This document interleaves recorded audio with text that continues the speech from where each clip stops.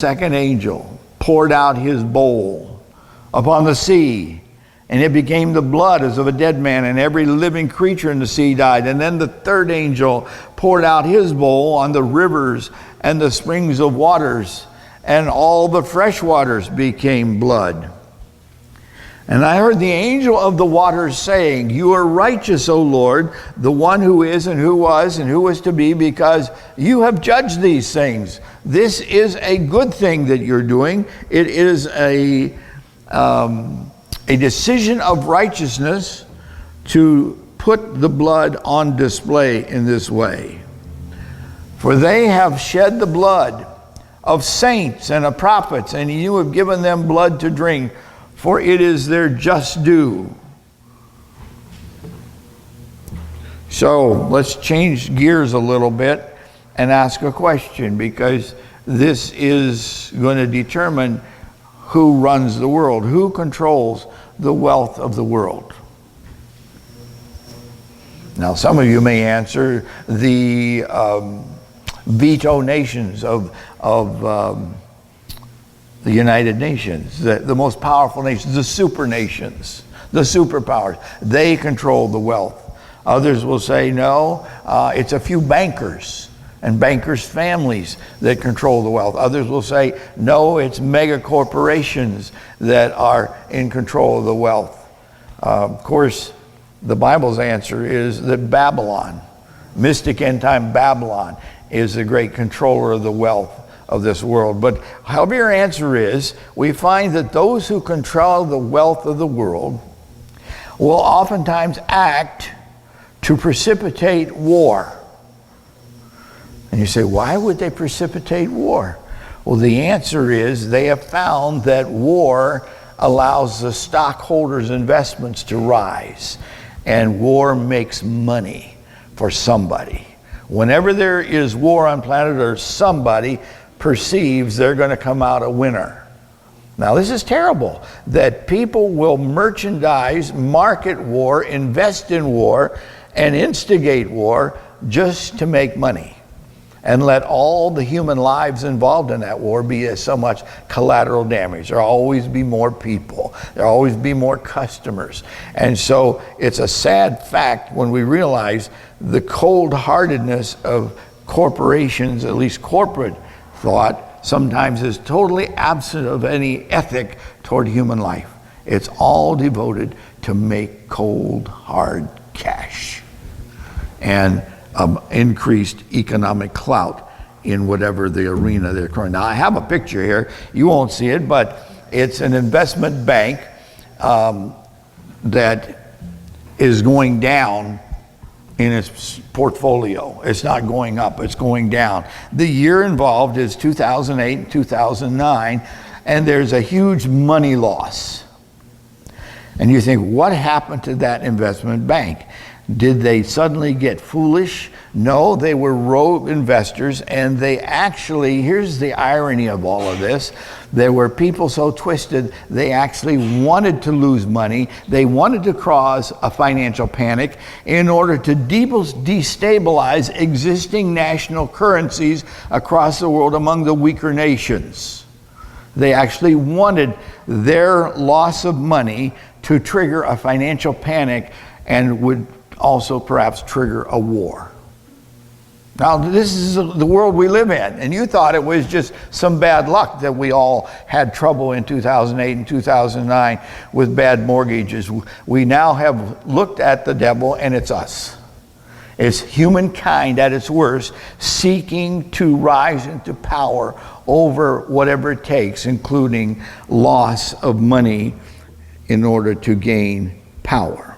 Well, one of the new stratagems is on the horizon, and it's worked so far like this clicker has worked. It has been the servant of humanity, is to be able to have electronic transfers of funds. And almost every one of us has done electronic transfers of funds. We get on the computer, we pay our bills on the computer, and banks talk to other banks, and they transfer checks and they transfer monies. The point is that that's just an electronic transfer. There still is money available. If you go to the bank for your account, you can still withdraw cash for that transfer after it's been made, right?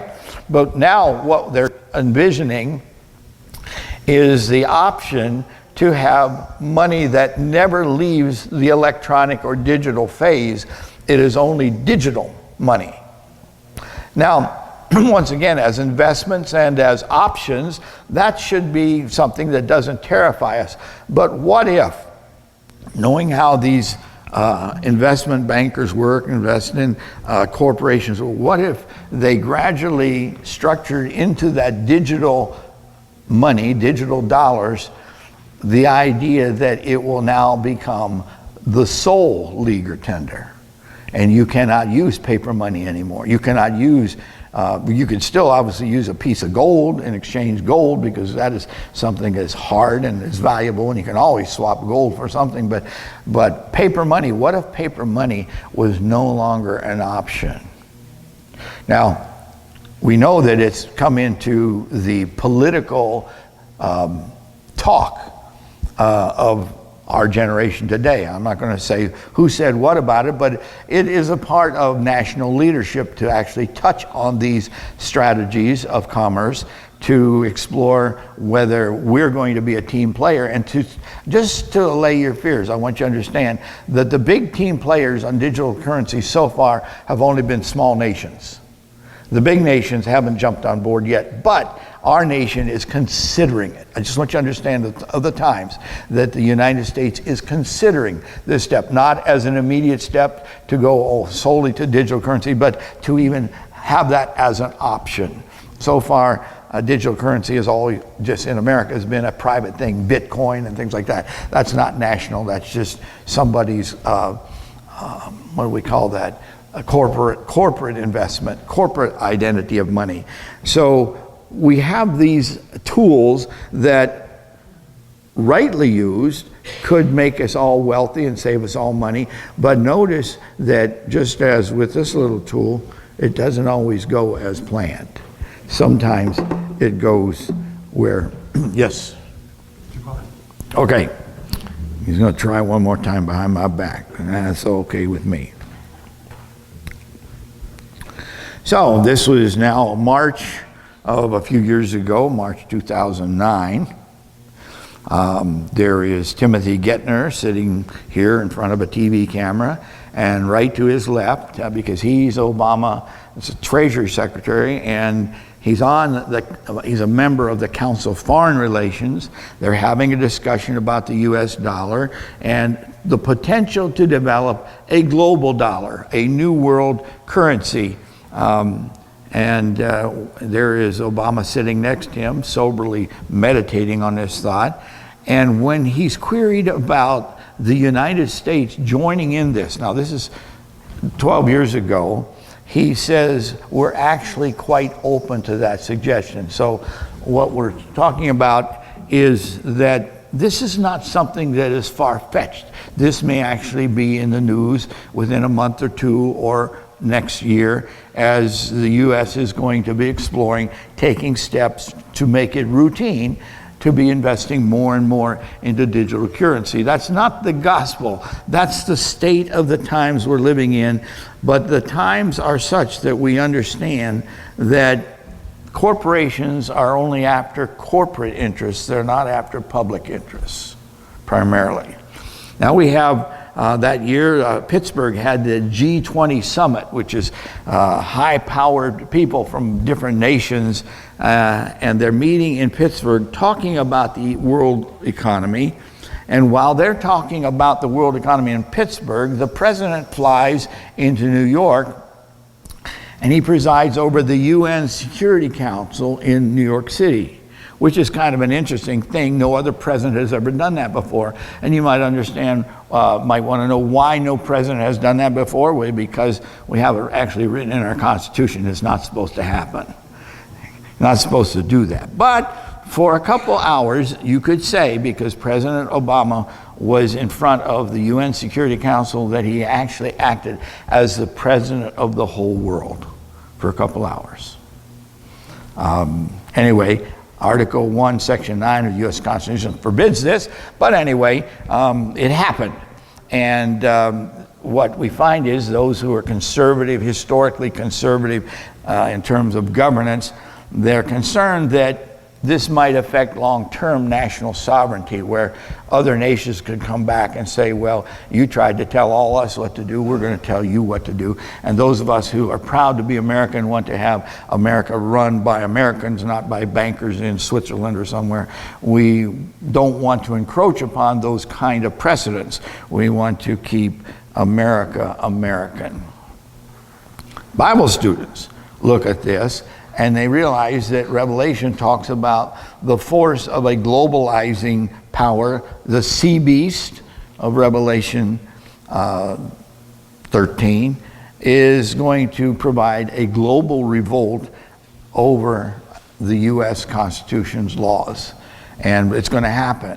We know that's going to happen. It has to happen because constitutionally we have protections from certain coercive elements in our life under our Constitution, which have to be done away with, have to be skirted around, have to be dissolved, have to somehow be taken out of the way before that globalizing coercive element that prophecy predicts is going to happen just before Jesus comes. We're talking about the sign of times. We're not being political, but we're being Bible students to say we see the voices beginning to become public of how some of these pieces, which right now are not a barrier yet, but they're being put into place where they could be a barrier against your religious freedoms and my religious freedoms. Could happen. The Federal Reserve Act of 1913 sounded like an innocent thing to do, where banker cartels joined hands with the government. But what happened then, and most people didn't realize it, is that we always had a money base of our currency, where at first it was a gold standard and we swapped to a silver standard. But after the Federal Reserve Act of 1913, there is no standard. You don't have to have any metal behind your money. You can, anybody that wants to, well, with the government's permission, anybody can print money out of thin air. And we've been living with that, haven't we? And it's sort of worked, but every once in a while we wonder about how long this little paper tower is going to be able to work and when it's going to collapse. One of the things we see is pressure against what we call the middle class. There's a whole lot of handouts on the underclass, and of course the overclass, the small number of people who are very wealthy, don't seem to be affected by any of this. But those of us who are dealing with $4 a gallon gasoline and an increase in taxes and things like that, we're wondering what the pressure is, and that is because the independent middle class is just that. They are not beholden to anybody else for their livelihood, for the status of their real estate and all this. They're sort of insulated from pressures that would coerce them to vote a certain way. And of course, among some people, that's a big no-no. We have to have people who are impressionable, who are forcible, who have to be tractable and to be led a certain way.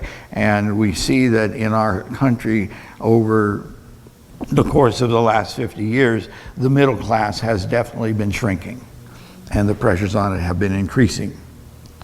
Now, I'm talking this about blood. There's always lives at stake when all of this is going on. Somebody doesn't care if you're alive or dead. And there's another somebody that actively wishes you were dead. Now, I have a couple of interesting charts because they both came about at the same time, and they both were supposedly to illustrate the U.S. oil reserves, because that's one way we feel safe. We need oil for energy, we need oil for capitalization, for productivity, and so if we have lots of reserves, then business can go on as usual. We can continue buying. Are you connected? Am I connected? No, not now. Do you want me to try? I will try.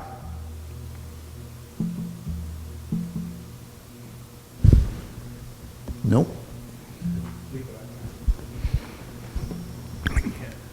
I can't leave it like that and still see my notes. There's a little trick here that I can leave it like that, and that may show both slides. But okay. So what we have here is a slide that's supposed to say we have so many billions of barrels of oil that we can get. We don't get them tomorrow, but they're there. They're under the ground somewhere. We can get them. And so this one says that the nation that has the greatest oil reserves in the world is who? Us. We have the greatest oil reserves. And Saudi Arabia is about 20% behind us. But another chart that is supposed to show nations with oil reserves have the Middle East, with combined Saudi Arabia and some of the other nations, actually have 3 times the oil reserves that we do. So who's right? Who's right?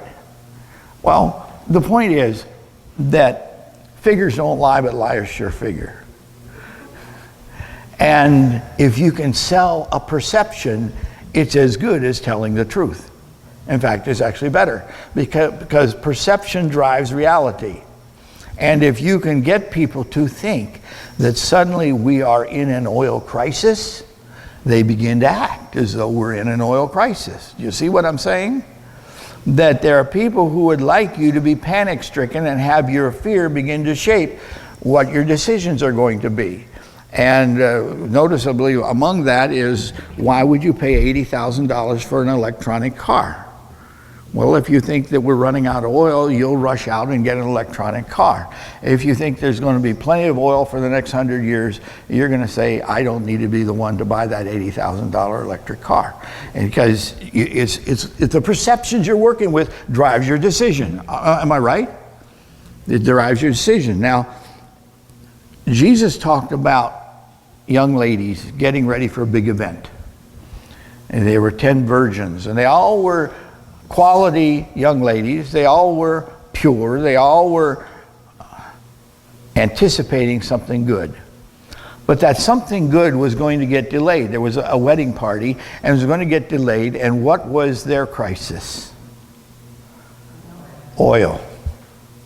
Oil. Now, in the beginning, notice that some of them perceived it may come to this. And they made preparations for the possibility of running out of oil. And they had spare. There are others who never thought it could ever come to that. They thought, well, I've got hours of oil in this little lamp. I certainly it's going to start before then. And notice Jesus is talking about it's an oil crisis just before the bridegroom comes. I believe that whether it's real or manufactured, that the perception of an oil crisis is going to be involved in the financial unrest of the last days. I believe it's going to be one of those kind of fears that is going to be put upon people to make decisions based upon a perception of reality which is going to match up with somebody who wants to take away your freedom. Now, there was a perception in the beginning of the 20th century that just due, and Darwinism had a lot to play with this, that how much population is too much for planet Earth to sustain. And over 100 years it became marketed that we need to be worried about how many people are being born because they're draining the reserves of planet Earth. And so guess what? We now have a tragic history of the last 100 years or so, beginning with 1915. We had a war of Muslims against Christians in the Middle East, which led to a genocide, a massacre of innocent lives and children. Over 3 million Christians were killed by Turks, called the Armenian Genocide. For many years there was denial on it because it was not polite to accuse Muslims of being evil, and so they tried to say, well, we had the right to relocate populations because of stresses. Well, I have a picture that shows the genocide, and there literally was nowhere to run. Wherever you were, they shipped you off on a journey, and you never got to the end, because the whole idea was to get you out of your house on the road with no resources and walk you till you're dead. Most of the victims of the genocide simply starved to death. There were others who died because, how do I say, it was an attractive thing to just show a little barbarity, put a little more fear in the populace. And so there were There were other ways of causing death, but it was never a clean death. It was never an easy death. It was ruthless, it was chilling, and it was very efficient. And in this war, it was Islam against Christians. And Christians were persecuted. Jesus said, don't be shocked if you, as a follower of me, end up being persecuted. Because the world hates me and hates you if you follow me. And so we have, starting out in the early 20th century, we have Christians leading the way in a genocide, and they are being victimized by the millions. Then, of course, it's just a few years later, and we find that, again, it's nominal Christians that are living in an atheistic state, and some 8 million Russians were put to death by forced labor or starvation under Lenin, under communist rule, under atheistic rule. But then when Stalin came in as the ruler after Lenin for the next 30 years, those numbers under Lenin were dwarfed, that there was almost, you can't hold it in your mind how big a pile of dead bodies would be if you put together 20 million dead people.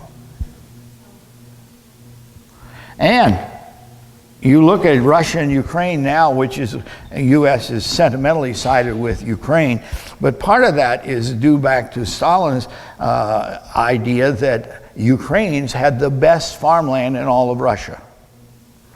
So they must not be allowed to keep it. It must be turned over to the government. And so what he did was he orchestrated a thing where he took all of their seed, he took all of their produce, and gave them nothing to live on, and made it unlawful for them to even leave town to go scrounge for dandelions in the woods. If you were caught looking for food, you could be killed. And so between 7 million and double that number of Ukrainians perished in a long, protracted, state-induced famine. They died slow, painful deaths. They died very hungry. And that hunger death was called Holodomor. Holodomor. Holodomor. And that meant no more food. And they died excruciating death. Little children, mothers, fathers, everyone. Why? Because it was going to make money for Mother Russia. But what it was a genocide. And it was terrible. And we don't think about it because it didn't happen here. We don't think about it because maybe our grandparents didn't even know about it. But it was going on. 1932 and 1933. And it was a genocide. It got rid of good people for a bad reason. Remember, the promise is that someday the land is not going to let this keep happening. Someday the land itself is going to revolt against the blood of innocents. We can add the 6 million or so Jews annihilated by the Nazis during World War II, another 2 million Orthodox Serbs liquidated by the Catholic Croats also during World War II. We can add to that approximately 50 million non-combatant lives that were cut short in this century due to the global conflicts and the disruption war brings upon the innocents. Adding in another 40 to 45 million, we can add that. That means that if we took the 20th century, which most of us that was when we bought our first car. That was when we got our first house. That was when we got married. That's when we welcomed our first child. The 20th century, there were virtually 9.1 million victims of genocide for every year of the 20th century. It was a century of genocide. Now, the fact that we don't have to live with it, we know that some of the people that went off to war in World War II and also in Vietnam and things, they came back shocked in their conscience. They'd seen so much bloodshed, so much senseless cruelty and death that they couldn't repair a peaceful life afterward. It was tough on them. Then we have Chairman Mao in Red China starting in 1959. Millions have died under his regime. Millions of Tibetans were killed by the Chinese. 3 million more perished in Bangladesh in 1971 alone. Now, I'm a little bit touched by this because I have someone in my family. My cousin married a Bangladeshi young woman, a daughter of a Seventh-day Adventist Bangladeshi pastor. 3 million Bangladeshi people were put to death in 1 year, 1971.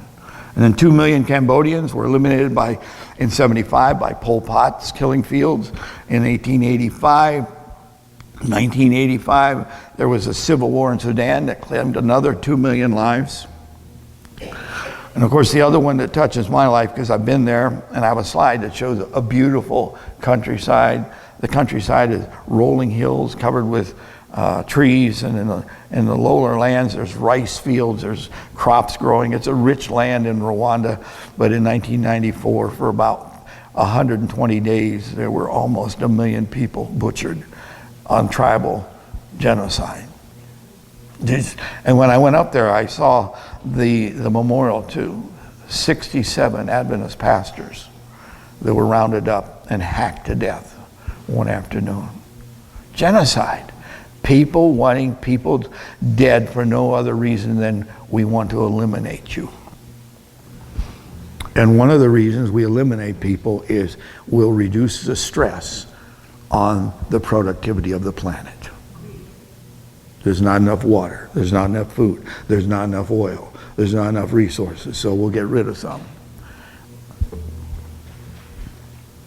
Now this is an insight from a Christian who studied into these things, and I think the Lord gave her a special insight. Here's what she says: the spirit of anarchy is permeating all nations. All nations.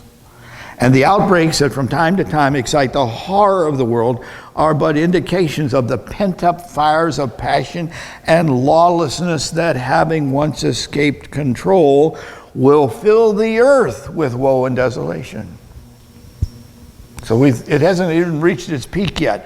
What we saw in the last century is just, how do I say, Satan ramping up destruction.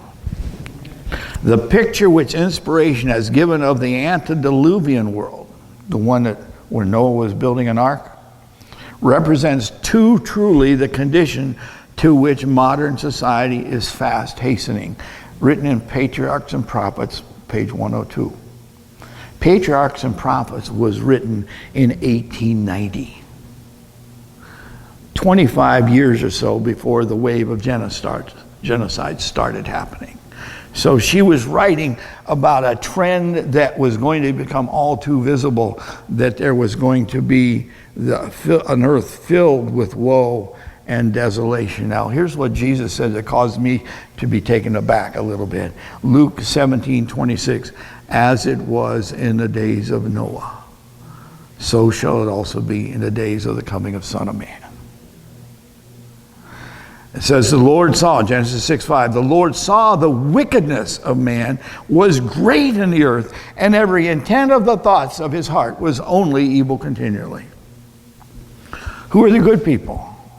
Well, unless your heart is centered on Jesus Christ, you won't be one of them.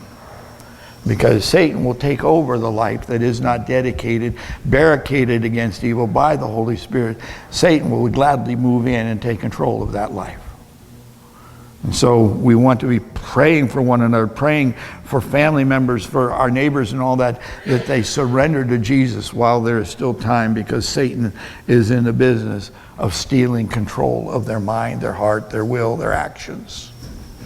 Notice another insightful passage. When the angel of mercy folds her wings and departs, Satan will do the evil deeds he has long wished to do. So there's an angel standing in front of Satan, ability to bring destruction.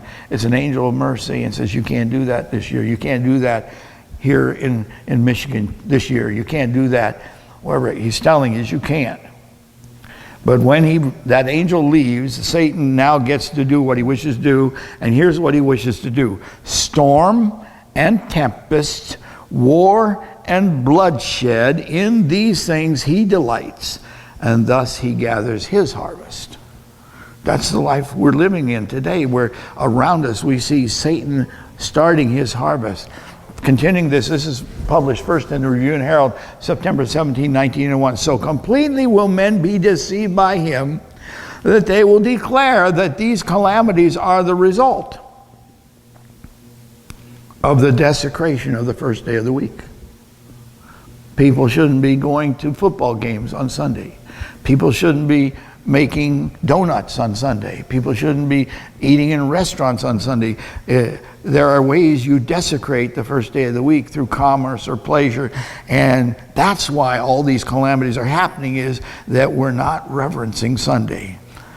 Continuing, from the pulpits of the popular churches will be heard the statement that the world is being punished because Sunday is not honored as it should be. That's the problem. People like Seventh-day Adventists, they're the problem. We need to get rid of them.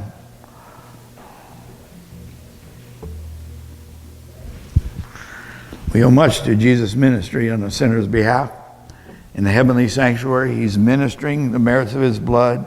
In untold ways, his presence in the sanctuary prevents winds of strife over planet Earth from decimating Earth's population.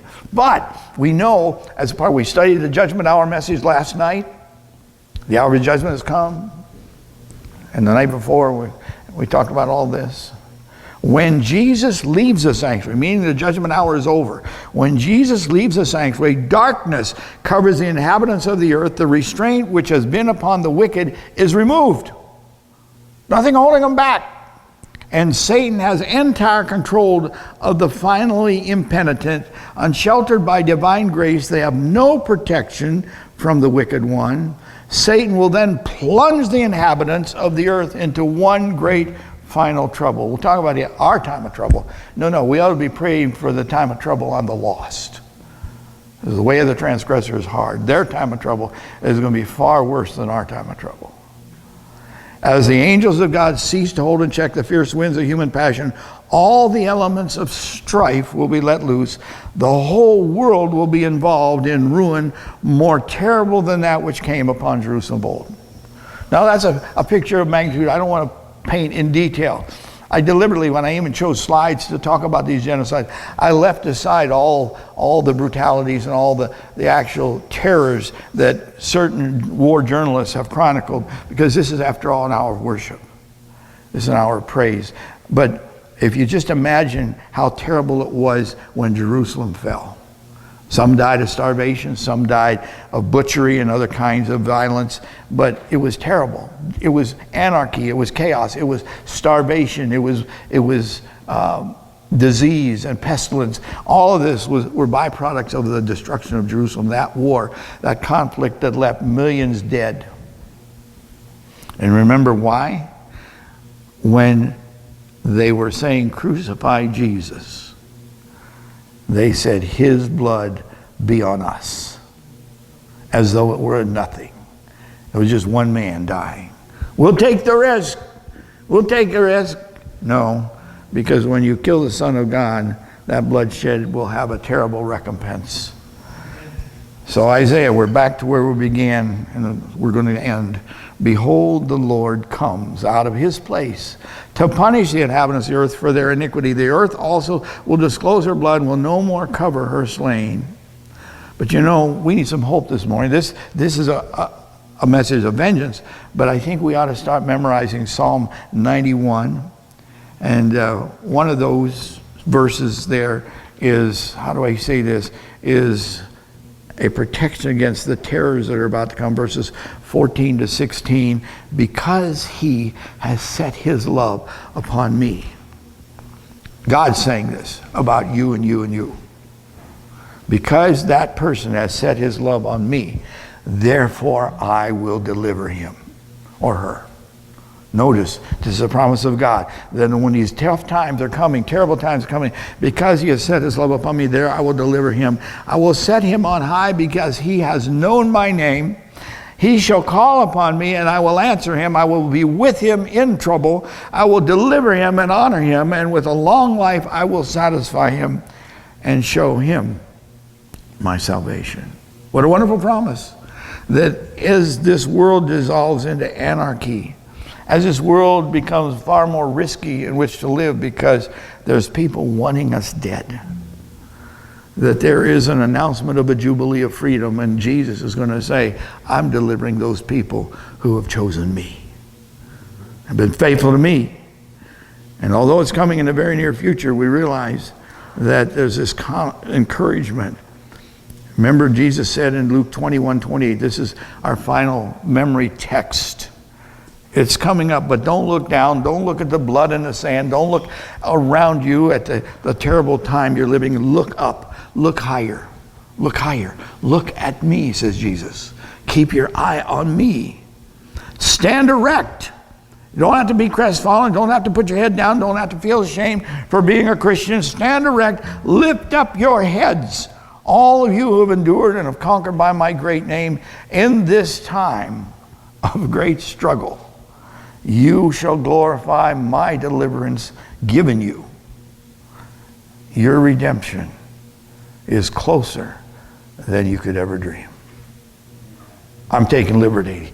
He says your redemption draws near. It's right there. So let's remember that our redemption is right there in Jesus.